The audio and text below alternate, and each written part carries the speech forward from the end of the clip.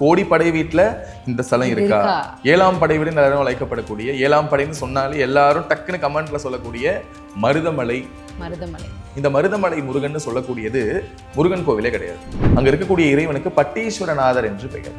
அங்க இருக்கக்கூடிய அம்பாளுக்கு மருதாம்பிகை என்பது பெயர்.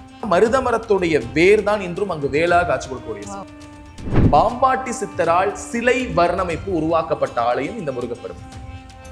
போகருடைய சிலையிலாவது நமக்கு நவ பாஷானம்னு சொல்லக்கூடிய இந்த விஷங்களும் மூலிகையும் தெரியும். ஆனா பாம்பாட்டி சித்தர் பாம்போட வாழ்பவர். கார்த்திகை பெண்கள் உருவான வரலாறு நமக்கு தெரிஞ்சிருக்கணும். கார்த்திகை பெண்கள் இந்த மருதமலையிலிருந்து உருவாக்கி போறாங்க. மலையே முருகப்பெருமானா காட்சி கொடுக்கக்கூடிய ஒரு அற்புத திருத்தலமாக இந்த திருத்தலம். நோய்களை தீர்க்கக்கூடிய வல்லமை பொருந்திய ஆலயம். ஏன்னா 33 கோடி தேவர்களும் உட்கார்ந்துருக்காங்கன்னு சொன்னா, முருகனுக்கு அபிஷேகம் செய்த தீர்த்தத்தால் முகத்துல அடிக்கின்ற பொழுது நம்மை பிடித்த அத்தனை பில்லி சூனியம் ஏவல்னு நம்மளை விட்டு எல்லாமே போயிடும். நம் இந்த பிறவியில் இந்த நிலையில் நாம் இதை செய்ய வேண்டும் என்பதை அவன் தீர்மானிச்சான். ஏன் முருகா நான் கஷ்டப்படணும்னு என்ன தீர்மானிச்சிருக்கியான்னு கேட்டா இல்ல.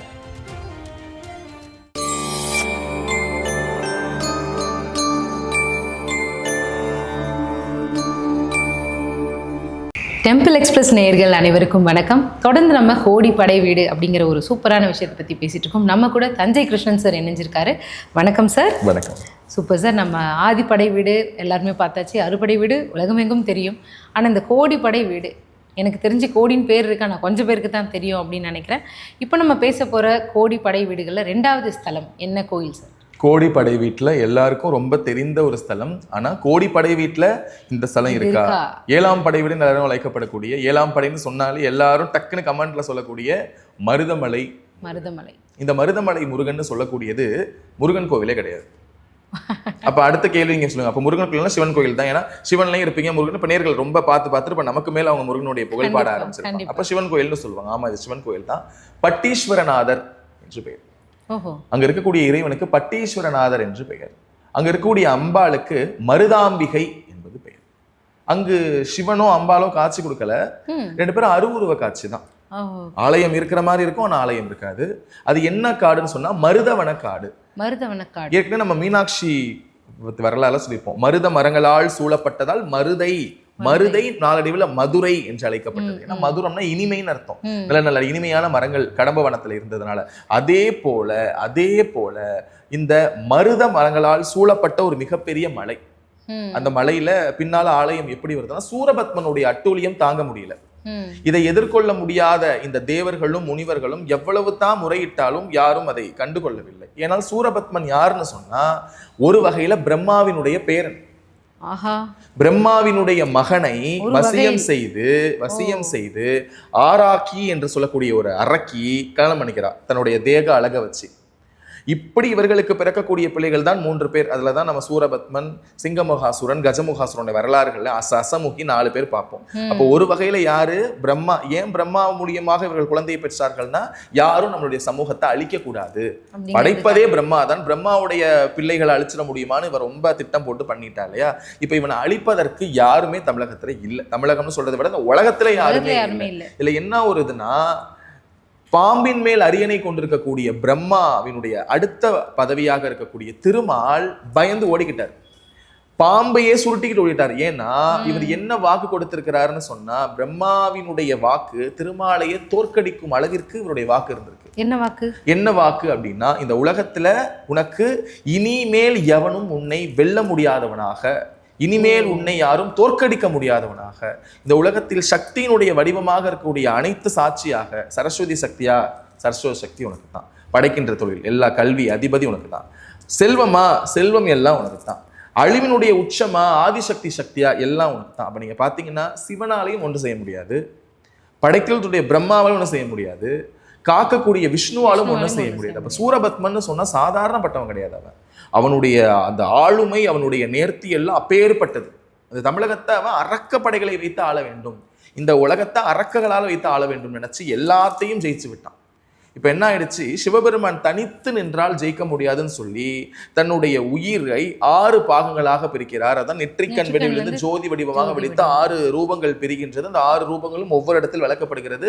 அதற்கு ச ர வ ந ப வ என்று கார்த்திகை பெண்கள் இந்த விஷயம், இந்த குழந்தைகள் எல்லாம் வளர்க்கிறார்கள். எல்லா சக்திகளும் ஒன்று சேர்ந்து முருகன் வருகின்றான். அதனால தான் முருகனை தமிழ் கடவுள், இனிமேல் காக்க வந்த கடவுள், எங்களை காக்க வந்த நாயகா நம்ம முருகப்பெருமான சொல்றோம். அப்படி முருகப்பெருமான் வருவதற்கு முன்னால் இந்த தேவர்களும் அசுரர்களும் போய் சிவபெருமான் காலில் விழுந்து எங்களை எப்படியாவது காப்பாத்துங்க சுவாமின்னு கெஞ்சினப்போ, நான் உங்களுக்கு ஒரு இடம் சொல்றேன், ஏன் நானே அங்கதான் போயிருக்கேன், நானும் தாயார்னு சொல்லக்கூடிய, அதாவது அம்பிகைன்னு சொல்லக்கூடிய நான் பட்டீஸ்வரநாதராகவும் அம்பாள் மருதாம்பிகையாகவும் நாங்கள் அங்கதான் இருக்கோம், நீ வேணா அந்த காட்டுல தங்கிக்கோ, இந்த அசுரர்களுக்கு நீங்க எங்க இருக்கான்னு தெரியாதுன்னு சொல்லி தேவர்களுக்கும் முனிவர்களுக்கும் 33 கோடி தேவர்களும் முனிவர்களும் தங்கி அமர்ந்த இடம் மருதமலை. அப்ப மருதமலைன்னு சொல்லக்கூடியது ஏன்னு சொன்னா, முருகனினுடைய வீரம், முருகனினுடைய ஞானம், முருகனுடைய தாட்சாணியம்னு சொல்லக்கூடிய எல்லாமே இந்த மலையில இறங்கி இருக்கு.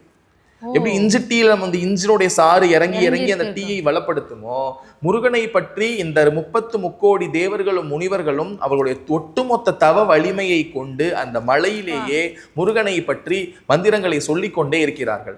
மலை வலுவடைகிறது, மலை வலுவடைகிறது. நம்மளுடைய அருணகிரிநாதர் சொல்றாரு, மலையே முருகப்பெருமான் என்று சொல்கிறார். எப்படி நம்ம திருப்பதியை மலையே ஏழுமலையான்னு சொல்கின்றவாறு மலையே முருகப்பெருமான்னு சொல்றாங்க. மலை முருகப்பெருமான்னா மருத மரத்தின் வேல்னு சொல்றாங்க. மலை முருகனாகவும் மரத்தின் வேர் முருகப்பெருமானின் வேல்னு சொல்றாங்க. இன்னைக்கு நீங்க பார்க்கலாம் மருதமலையில மருத மரத்தின், எல்லாம் மாமாங்கிறதுனால யாரும் வார்த்தையில குழப்பிக்க வேணாம். மருதமலை மலை போல் முருகன், மருத மரத்தின் வேலாக காட்சி கொடுக்கக்கூடிய அற்புதமான திருத்தலம். பின்னாடி வேர் என்ன வேர்னா மருத மரத்துடைய வேர் தான் இன்றும் அங்கு வேலாக காட்சி கொடுக்கக்கூடிய இருக்கு, இன்னமும் இருக்கு. போகர் எப்படி நவபாஷான சிலையை கொண்டு முருகனுக்கு பழனியிலே கோவில் எழுப்புகிறாரோ, அது போல 18 சித்தர்களில் முதல்வர் சித்தர் என்று சொல்லக்கூடிய பாம்பாட்டி சித்தரால் சிலை வர்ணமைப்பு உருவாக்கப்பட்ட ஆலயம் இந்த முருகப்பெருமான். சிலை வர்ணம்னா சிலை உருவாக்கம். இந்த சிலையை உருவாக்குனது யாருன்னு சொன்னா சோமஸ்கந்தரா முருகன் காட்சி கொடுப்பார். சோமஸ்கந்தரா காட்சி கொடுக்கக்கூடிய முருகப்பெருமானை உருவாக்கியது பாம்பாட்டி சித்தர். இப்ப பாம்பாட்டி சித்தர்னா போகருடைய சிலையிலாவது நமக்கு நவ பாஷானம்னு சொல்லக்கூடிய இந்த விஷங்களும் மூலிகையும் தெரியும். ஆனா பாம்பாட்டி சித்தர் பாம்போடே வாழ்பவர். அப்ப பாம்போட வாழக்கூடியவர்களுக்கு என்ன விஷத்தை கொண்டு உருவாக்கினார் என்பது இன்னைக்கு வரைக்கும் எந்த விதமான ஒரு விஷயமும் கடுகளவு தெரியாமல் ஒரு மிகப்பெரிய ஒரு அற்புதங்களும் ஒரு மிகப்பெரிய மர்மங்களும் நிறைந்த ஒரு ஆலயமாக மருதமலை திகழ்கிறது. மருதமலைனா கோவில் இல்ல, அது ஏற்கனவே அது முருகப்பெருமானை நினைத்து கொண்டு, இப்ப ஒண்ணும் இல்ல, மருத்துவமனையில ஒரு பேஷண்ட் இருக்காங்க, நம்ம போய் உட்காந்து ஒரு கூட்டு பிரார்த்தனை பண்ணோம்னா அவங்க எந்திரிச்சு வருவாங்களான்னு கேட்டா ஒரு நம்பிக்கை, அந்த நம்பிக்கையே அவங்களை தூக்கி கொண்டு வந்துடும். அது போல முருகன் பிறப்பதற்கு முன்னாலே முருகனை நினைத்து 33 கோடி தேவர்களும் முனிவர்களும் மலையின் மேல உட்கார்ந்து கொண்டு முருகனுக்காக பிரார்த்தனை செய்து, ஏன்னா ஒரு பெரிய அரக்கன், நான் ஏற்கனவே சொல்லிட்டேன், பெருமாளால் ஒண்ணு செய்ய முடியாது, சிவனால ஒண்ணு செய்ய முடியாது, பிரம்மாவால் ஒண்ணு செய்ய முடியாது, இந்த 3 பேராலையுமே செய்ய முடியாதனாலதான் முப்பெரும் மூர்த்திகளும் பிரம்மா திருமாலோடு சேர்த்து 3 பேரும் இந்த மலையில உட்கார்ந்து பூஜை செய்து அந்த மலையிலிருந்து 6 கன்னிகள் வெடிக்கிறது. அந்த 6 கன்னிகள் தான் யாருன்னு சொன்னா கார்த்திகை பெண்கள். கார்த்திகை பெண்கள் உருவான வரலாறு நமக்கு தெரிஞ்சிருக்கணும். கார்த்திகை பெண்கள் இந்த மருதமலையிலிருந்து உருவாகி போறாங்க. முருகனை வளர்ப்பதற்காக. அந்த கார்த்திகை பெண்கள் நம்ம சாதாரணமா சொல்றோம், அந்த கார்த்திகை பெண்கள் வேற யாரும் கிடையாது, அபிராமி அந்தாதியில வரக்கூடிய பாடல்கள் வரக்கூடிய 6 வகை நாயகிகள். நாயகி நான்முகி நாராயணி கை நிலப்பஞ்ச சாயகி சம்பவி சங்கரி சாமலை சாதினஞ்சி வாயகி மாலினி சூலினி வராகி என்று 6 ஆதியுடையாள்னு சொல்றாங்க அம்பிகை. அப்ப 6 ரூபங்கள் கொண்ட அந்த பொண்ணு. ஆனா நம்ம இன்னைக்கு அம்பாளை அந்த அளவுக்கு பெருசா அங்க போய் நம்ம காட்டல. 6 அம்பாள், அந்த 6 அம்பாளும் 6 குழந்தையை வளர்க்கிறாங்க. அதற்கு 33 கோடி தேவர்கள் முனிவர்களுடைய எல்லா பவரும் ஒட்டு சேர்க்கப்பட்டு ஒரு புது அவதாரமாக முருகன் பீரிட்டு வரான். அவன் தான் முருகன். மலையே முருகன். அங்க இருக்கக்கூடிய எப்படி நம்ம மலையை ஜோதி வடிவா காண்றோமோ அது போல மலையே முருகப்பெருமானா காட்சி கொடுக்கக்கூடிய ஒரு அற்புத திருத்தலமாக இந்த திருத்தலம். அப்ப இந்த பாம்பாட்டி சித்தர் சன்னதி பார்த்தோம்னு சொன்னா, பாம்பாட்டி சித்தருடைய சன்னதிக்கு பக்கத்திலேயே முருகப்பெருமானுடைய வேல் இன்னும் தத்ரூபமாக இன்னும் அந்த ஆலயத்தில் இருக்கிறது. வேறே வேலா காட்சி கொடுக்கக்கூடிய, இன்னைக்கு நீங்க இந்த ஆலயத்துக்கு போனீங்கன்னா இன்னைக்கு சில புனரமைக்கப்பட்ட சில விஷயங்கள்லாம் மாத்திருக்காங்க அந்த ஆலயத்துல. ஏன்னா அது மலையெல்லாம் மாத்தணும், இங்க கீழே பேருந்து வரி வசதிலாம் செய்யணும்னு சொல்லிட்டு நீங்க கொஞ்சம் பொறுமையா இருந்து பாத்தீங்கன்னா வேல் தனித்து இருக்கும். ஒரு வேர் இன்னைக்கு இருக்கக்கூடிய இந்த கலியுகத்துல மக்கி போகும் என்பதற்காக சில பாஷாணங்களால் சேர்க்கப்பட்டு அந்த வேல் சில காப்பெல்லாம் மாட்டி வேல் தனித்து நிற்கும். அந்த வேலை நீங்க பாத்தீங்கன்னா அன்று முருகன் எப்படி காட்சி கொடுத்தாரோ இன்றும் அது போல வேலில் காட்சி கொடுக்கக்கூடிய காட்சியை நம்மால் பார்க்க முடியும். அன்னைக்கும் இன்னைக்கும் சக்தியும் மாறல, வேலும் மாறல. அப்படியே இந்த கோவில் வந்து கோவை மாவட்டத்துல இருக்கு. கோவை மாவட்டம்னாலே மருதமலை தான். கோவையிலிருந்து நம் பாரதியார் பல்கலைக்கழகத்தை நோக்கி நம்ம போனோம்னா கீழே பாரதியார் பல்கலைக்கழகம், மேல மருதமலை இருக்கு. மேல மருதமலைக்கு வந்து எந்த வாகனமும் அனுமதி கிடையாது. உங்களுடைய வாகனத்தை நீங்க கீழே நிப்பாட்டிட்டு மருதமலைக்கு என்ற பிரத்யேக வாகனத்தை அவங்க பேருந்து வச்சிருக்காங்க. அந்த பேருந்து மேலே ஏறி போய் முருகப்பெருமானை தரிசிக்கலாம். நோய்களை தீர்க்கக்கூடிய வல்லமை பொருந்திய ஆலயம். ஏன்னா 33 தேவர்களும் உட்கார்ந்துருக்காங்கன்னு சொன்னா ஒன்னும் இல்ல, காலையில நீங்க இந்த ஆலயத்துக்கு நடைபாதையும் இருக்கு, மலைப்பாதையும் இருக்கு.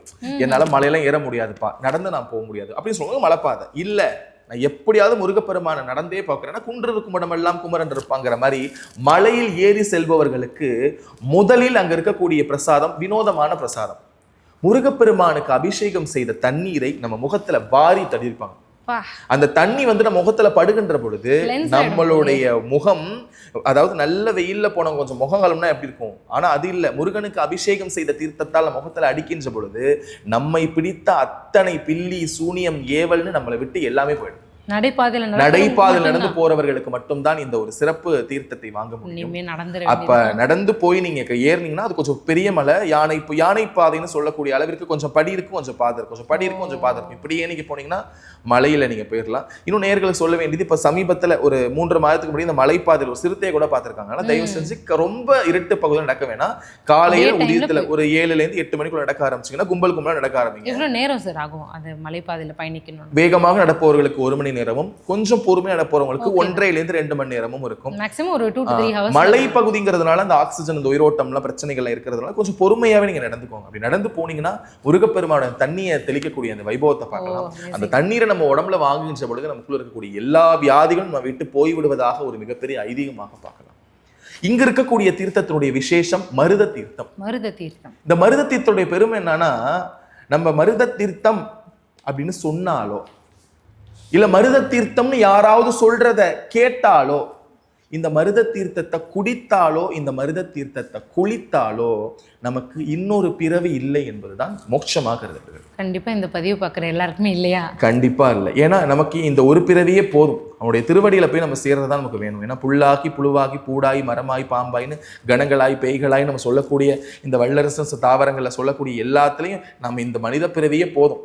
இந்த இறைவனுடைய திருப்பாதங்கள்ல சரணாகதி அடைந்துட்டு நம்மளுடைய பாவ புண்ணிய கணப்புக்கு நம்ம எங்க போறோங்கிறத அவன் தான் நிர்ணயிக்க போறான். அப்படி இந்த கடைசியாக முக்தி என்பதுதான் இந்த ஆளினுடைய ஒரு சிறப்பாக பாவிக்கப்படுகிறது. மருதமலைக்கு போனா முக்தி உறுதி. இந்த மருதமலைனா என்னங்க எப்போதும் கோயிலே சொல்லிட்டு இருக்கீங்க, அதாவது ரெக்கார்டு வச்சிருக்கீங்களா, இந்த கோவில் பத்தி வரலாறு வச்சிருக்கீங்களான்னு கேட்கிறேன். பசங்க இந்த வீடியோஸை பார்க்கும்போது இதெல்லாம் என்னங்க கத்துக்கடை அப்படின்னு சொல்றேன். நான் ஒரு கதை சொல்றேன். வாழ்க்கையில் நொடிந்து போன ஒருவர், வாழ்க்கையில் துன்பப்பட்ட ஒருவர், இனிமே இந்த பொழப்பே எனக்கு வேணாம், ஊர்ல உள்ளவங்க காரி துப்புறாங்க, ஒரு மனுஷனா என் ஜென்மையா ஒரு 6 ரூபாய் கடன் அடைக்க முடியல. இன்னைக்கு 6 ரூபாங்கிறது எல்லாருக்கும் ஒரு சர்ப்ப காசு. அன்னைக்கு 6 ரூபாய் என்பது ஒரு பெரிய காசு. தினம் வாங்கி தின்னியா என்கிட்ட ஒரு 6 ரூபாய் கடன் கொடுக்க முடியல உன்னாலன்னு டீ கடை, காய்கறி கடை, அரிசி கடை, அக்கம் பக்கத்தினர் என்று மொத்தமாக ஒரு 6 ரூபாய் கடன். 6 ரூபாய். இந்த 6 ரூபாய் கடனை கொடுக்க முடியாத ஒருவர் செத்து போயிடலான்னு முடிவெடுத்துட்டார். யாரு? செத்து போனா கூட அந்த பணத்தை எடுத்து போடுவதற்கு, அந்த சவத்தை எடுத்து போடுவதற்கும் செலவாகும். அதுக்கும் நான் எங்க போவேன்? என் குடும்பத்துக்கு நான் தொந்தரவு தரக்கூடாது என்பதற்காக ஒரு மிகப்பெரிய மலையை தேர்ந்து செஞ்சு அந்த மலையிலேருந்து குதிச்சிட்டோம்னா ஏதாவது ஒரு பறவைக்கு, நான் இருக்கிறப்பதான் யாருக்கும் பயன்படலை, நான் செத்தாவது ஏதாவது சின்ன உயிரினங்களுக்கு உணவாயிட்டு போறேன்னு சொல்லி ஒரு மலையை தேர்வு செய்கிறார். அந்த மலை வேற எந்த மலை இல்ல, மருதமலை. மருதமலைக்கு ஏறுகிறார். மருதமலைக்கு ஏறுகின்ற பொழுது இப்ப இன்னைக்கு இருக்கிற மாதிரி இந்த ஆலயம் அப்ப இல்லை. மரத்தினுடைய வேர்கள் எல்லாம் வெளில தெரியுது. நடந்து போகின்ற பொழுதே அந்த மரத்தினுடைய வேர்ல கால் பட்டு தடுக்கி கீழே போய் விழுவுறாரு. பார்த்தா பாம்பாடி சித்தர் சன்னதி. பாம்பாடி சித்தர் அவர் யாருன்னு தெரியல. சரின்னா ஒரு கால் அந்த சித்தருக்கு கீழே விழுந்துட்டார் இல்லையா, அந்த சித்தர் தேர்ந்து இப்படி எந்திரிச்சு பாக்குறாரு, வேல் தெரியுது. அந்த வேராலான வேல் தெரிகிறது. அந்த வேரை பார்த்தவுடன் அப்படியே யாரோ நம்ம கூட இருக்கிற மாதிரியே ஒரு உணர்வு. அந்த வேரிடம் கண்ணீர் மல்க அழுகிறார். இவருக்கு சாவணுங்கிற எண்ணம் இப்ப அவர்கிட்ட இல்லை. ஏன்னா அந்த வேர் தடுக்கியது இவருக்கு எப்படி இருக்குன்னா, யாரோ இவரை பிடித்தது போல, யாரோ பிடித்து தூக்கி இழுத்தது போல ஒரு உணர்வு. கோயிலை பார்த்ததுடனே ஒரு கண்ணீர் மல்க அந்த சாமி கிட்ட எல்லாத்துக்கும் குறையும் சொல்லிட்டு, இப்ப இதனால் வரைக்கும் மேல போனவருக்கு சாவ கண்டு பயம். சாவுறேன்னு சொல்லிட்டு மேலே போனவருக்கு மலையை பார்த்து இது இங்கேருந்து எப்படி குதிச்சுன்னா சாவ போறோங்கிற பயத்துல நம்ம வாழ்ந்தே இந்த உலகத்துல இருந்துருந்தா திருப்பி மலையிலேருந்து இறங்கி வர்றாரு. இந்த மலையிலேருந்து இறங்கி வரப்போ ஒரு பாதத்துல சின்னதா ஒரு பெட்டி, அந்த என்ன பெட்டின்னு சொல்ல வரலாறு மாற்ற முடியாது இல்லையா, யாரோ அந்த புகையிலையை போட்டு 2 சிகரெட் பெட்டி, அந்த சிகரெட் பெட்டி ஒன்று கிடக்கு கீழே. இது ஏன் இங்கே கோயிலில் கிடக்கு அப்படின்ட்டு அவர் அந்த மலையிலேருந்து எட்டி எட்டி எட்டி எட்டி உதச்சு உதச்சு உதச்சு வச்சுட்டு கீழே வர்றாரு அந்த டப்பாவை. ஒரு கட்டத்தில் அந்த பெட்டியை ஓங்கி எட்டி உதைக்கின்ற பொழுது அது அங்கே இருக்கக்கூடிய பாறையின் மீது பட்டு வெளில வருது. வெளில வந்தா 2 சிகரெட் அதில் கிடக்கு. அதோடு சேர்த்து ஒரு 10 ரூபாய் பணம். 6 ரூபாய் கடன் கொண்ட ஒரு மனிதனுக்கு 10 ரூபாயை பார்த்தா எப்படி இருக்கும்? அப்படியே அவர் முருகன் கிட்ட என்னென்னலாம் விஷயம் சொன்னாரோ அந்த விஷயம் எல்லாம் மலையிலேருந்து இறங்குவதற்குள்ளே முடிஞ்சு போச்சு.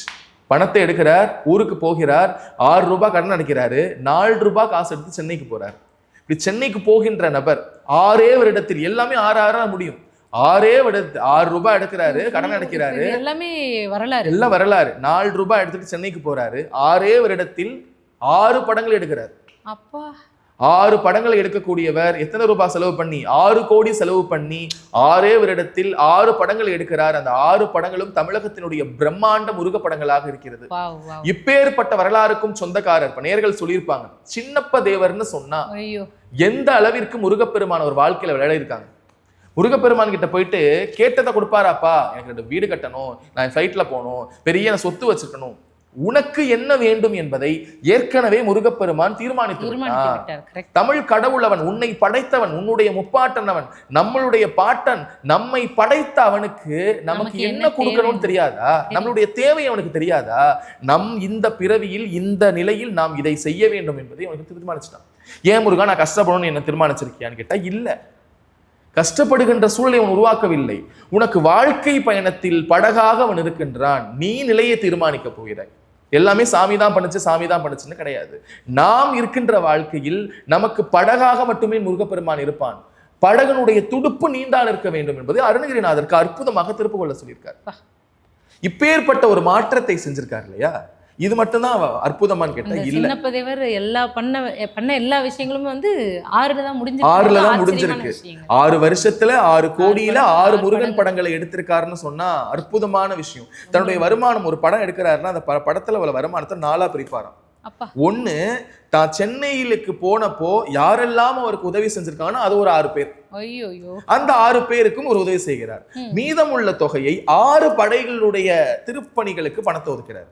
இன்னொரு 3வது பங்கு எடுத்து தன்னுடைய குடும்ப விஷயத்துக்கு வச்சுக்கிட்டு மீதமுள்ள 4வது பணியை இத்தனைக்கும் அதிபதியாக இருக்கக்கூடிய மருதமலையினுடைய ஆலய பிரவேசனத்திற்காக செலவு பண்றார். இப்படி முருகன் இன்னைக்கு மருதமலையில அற்புதமா காட்சி கொடுக்கிறான்னு சொன்னா அந்த அற்புதத்திற்கு இந்த சின்னப்ப தேவரும் ஒரு சின்ன எல்லலாக இருக்கிறார்.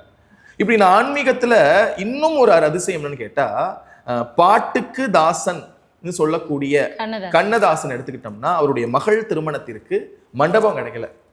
அந்த நேரம் பார்த்து தேவர் கண்ணதாசன் அழைச்சு, நான் ஒரு படம் எடுத்திருக்கேன், பாட்டு எழுதணும், அளவுக்கு பாட்டு எழுதுவதற்கு யாரும் இங்க இல்ல, நீ வான்னு கூப்பிடுறாரு. என்னங்க சாமி படத்துக்கு நான் கூப்பிடுறீங்க, நான் வரமாட்டேன், நானே இங்க பெரிய கஷ்டத்துல இருக்கேன், உனக்கு என்னடா கஷ்டம், முருகன்ட்ட வேண்டிக்க, முருகனாவது இதாவது, நான்லாம் வேண்ட மாட்டேன், உங்க முருகனால என் பிரச்சனையை தீர்க்க சொல்லுங்கன்னு சொல்றாரே தவிர கடவுள் நம்பிக்கை அற்றவர். ஒரு காலத்துல அவர் சொல்றாரு, உங்க முருகனால என் பிரச்சனைய தீர்க்க சொல்லுங்க பாப்போம். இவரு மண்டபம் கிடைக்கலன்னு சொல்லல. இப்ப எப்படி இருக்கு விஷயம் வருது, கண்ணதாசனுடைய பொண்ணு கல்யாணத்துக்கு மண்டபம் இல்லாம தவிக்கிறாராம். இவர் ஒரு நாள் போன் பண்றாரு கண்ணதாசனுக்கு, என்னப்பா மண்டபம் கிடைச்சிச்சா? அது எங்க நானே, ஏன்னா அவங்க நகரத்து செட்டியார் வம்சத்தை சேர்ந்தவங்க, நிறைய ஆட்கள்லாம் திருமணத்திற்கு வருவாங்க, இடம் தான் என்கிட்ட இருக்கு, மண்டபத்துக்கு நான் எங்க போறது? கடவுள் நம்பிக்கை இல்லைன்னு சொன்னீல, உனக்கு கடவுள் நம்பிக்கை வர வைக்கட்டுமா? இந்த 40,000 ரூபாய் மண்டபம் கட்டிக்கோ, கடவுள் என்கிட்ட இருக்காருன்னு சொல்றாரு. என்ன சொன்னாரு? அப்ப அவருக்கு வாயெடுத்து போயிட்டார். அதுதான் பாட்டு எழுதுறாரு, மருதமலை மாமணியே முருகையா, தேவரின் குலம் காக்கும் வேலையா. அற்புதமான பாடல். இன்னைக்கு நம்ம கேட்கிறப்பெல்லாம் நமக்கு புல் அரிக்குது. ஏதோ உண்மையான ஒரு பார்ப்பனரே மந்திரத்தை ஓதுகின்ற மாதிரி, சக்தி சரவணன் முத்துக்குமரனை வரவே, அந்த வரியெல்லாம் நம்ம கேட்கின்ற பொழுது நம்மளுடைய கூஸ் பம்ஸ் ஆகி நம்ம அப்படியே கண்ணீர் மல்க அந்த இடத்துக்கு பரவசத்துக்கு போயிடுறோம். அப்பேற்பட்ட கண்ணதாசன் தான் கடவுளே இல்லாமல் எழுதுகிறார், பொய்யின்றி மெய்யோடு நெய் கொண்டு போனால் ஐயனை நீ காணலாம். ஐயப்பன் பாட்டு. அப்ப ஐயப்பன் எடுத்து பிரிச்சு பாத்தீங்கன்னா ஒரு பக்கம் மோகின், ஒரு பக்கம் சிவபெருமான். சிவபெருமான் அம்சம் யார்? முருகப்பெருமான். அப்ப எங்க போனாலும் முருகனுடைய இந்த படை இல்லாமல் வராது. அப்ப இந்த ஒட்டுமொத்தமாக இந்த மருதமலையில இருக்கக்கூடிய மிகச்சிறந்த உண்மை என்னன்னு கேட்டா நோய் தான். இன்னைக்கு மக்கள் நிறைய பேருக்கு மனநோய் இருக்கு. அந்த மனநோய் கொண்டவர்கள் இந்த பாம்பாட்டி சித்தர் சன்னதியில் அமர்ந்து கொண்டு நீங்கள் போக நிலையில் நீங்கள் தவம் இருந்தால், தபஸ்பியாக இருந்தால், உங்கள் மனநோய்க்கு விரைவில் தூள் போட்டு அனுப்பிடலாம். இன்னொன்னு மனதில் இருக்கக்கூடிய அகநோய். அகநோய்னா மருத்துவரால் கைவிட்ட எத்தனையோ, நீங்க தினத்தந்தி இந்த பேப்பர்லாம் எடுத்து பார்த்தா தெரியும், மருத்துவரால் கைவிடப்பட்ட எத்தனையோ நோய்களுக்கு. ஏன்னா ஏற்கனவே 33 கோடி தேவர்கள் உட்கார்ந்த மலை, முருகனே மலையா உட்கார்ந்த மலை, முருகனுடைய வேறு வேளா உட்கார்ந்த மலை, தீராத நோய்களை தீர்த்து வைக்கும் அற்புதமான மருத தீர்த்தம். நான் தீர்த்த சொல்லிட்டேன், மருத தீர்த்தம்னு சொன்னாலும், மருத தீர்த்தம்னு கேட்டாலும், மருத தீர்த்தத்தை குடித்தாலும், மருத தீர்த்தத்தை குளித்தாலும் மோட்சம்னு சொன்ன அப்பேற்பட்ட அந்த தீர்த்தத்தில் நீங்கள் நீராடி அந்த தீர்த்தத்தை நீங்கள் பிரசாதமாக எடுத்துக்கொண்டீர்கள் சொன்னால் தீராத நோய்களும் தீர்ந்து போகும் என்று ஒரு மிகப்பெரிய நம்பிக்கை இன்றும் இருந்து கொண்டிருக்கிறது. இன்னும் இதுல இன்னொரு சிறப்பம்சம் என்னன்னா, முருகனுக்கு இன்னைக்கு நிறைய கோவில்ல பஞ்சாமிர்தம் எண்ணத்தையே கொடுக்குறாங்க. உண்மையான பஞ்சாமிர்தம் எதுன்னு கேட்டா, மலையில் விளையக்கூடிய மலை வாழைப்பழம், மலை அடியிலிருந்து வரக்கூடிய கரும்பின் சாறு, மலை வாழைப்பழம், மலை சாறு, இதோடு சேர்க்கப்படுகின்றது பசும் தேன், இதோடு சேர்க்கப்படுகின்ற பால். ஒட்டுமொத்தமாக இதனுடைய வரக்கூடிய இந்த பால், இந்த தேன், இந்த சர்க்கரை, இந்த பால், இதோடு சேர்க்கின்ற இந்த கடிகாரம்னு சொல்லக்கூடிய கற்கண்டு, இதெல்லாம் சேர்ந்ததுதான் பஞ்ச அமிர்தம். பஞ்சாமிர்தமாக முருகப்பெருமானுடைய திவ்ய பிரசாதமாக முதலாக பஞ்சாமிர்தம் அறிமுகப்படுத்தப்பட்ட மலை மருதமலை. ஏன்னா மருதமாக இருக்கு, மருதம்னா இனிமை. அப்ப அங்கிருந்துதான் எனக்கு பஞ்சாமிர்தம் என்பது உலகம் எங்கும் எல்லாம் போயக்கூடிய ஒரு அற்புதமான ஒரு விஷயத்தை நம்ம தெரிஞ்சுக்கலாம். இப்ப மருதமலைன்னு சொல்றவங்களுக்கு மருதமலைன்னு சொன்னாலே எப்படி இனிமை இருக்கின்றோ, அப்படிப்பட்ட முருகப்பெருமானை நீங்கள் சந்தித்து உங்கள் வாழ்க்கையில் யாரெல்லாம் நேர்கள் பார்த்துட்டு இருக்காங்களோ, எத்தனையோ பெரிய நோய்கள், உடல் நோய்கள், சரும நோய்கள், மனநோய்கள், அகநோய்கள்னு எத்தனையோ நோய்கள் அகப்பட்டு பின்னி பிணைந்திருக்கக்கூடிய நீங்கள் உடனடியாக மருதமலைக்கு சென்று வடிவமே முருகனாக, கருணையே முருகனாக இருக்கக்கூடிய அந்த குமரனை நீங்கள் வழிபட்டால் வேலுண்டு இல்லை, மயிலுண்டு பயம் இல்லை, குகனுண்டு குறைவில்லை, ஆனால் கந்தனுண்டு கவலை இல்லை மனமே என்கின்ற அந்த வசனம் தான் உங்களுடைய வாழ்க்கையை செம்மாதலை நோக்கி சென்றடையும். பக்த கோடிகள் அனைவரும் மருதமலைக்கு புறப்பட்டு உங்கள் பரம்பரைக்கு இருக்கக்கூடிய எல்லா விதமான நோய்களையும் போக்கி உங்கள் குடும்பம் வையகத்து வாழ்வாங்கு வாழ நானும் உங்களோடு கண்டிப்பாக முருகப்பெருமானை பிரார்த்தனை செய்து. கண்டிப்பா சார். நோயற்ற வாழ்வே குறைவற்ற செல்வம் அப்படின்னு சொல்லுவாங்க. முருகனை நினைச்சா கோடான கோடி செல்வமும் நம்ம கையில கிடைக்கும் அப்படிங்கிறத வந்துட்டு ரொம்ப அருமையா சொல்லியிருந்தீங்க. ரொம்ப ரொம்ப நன்றி. Thank you sir.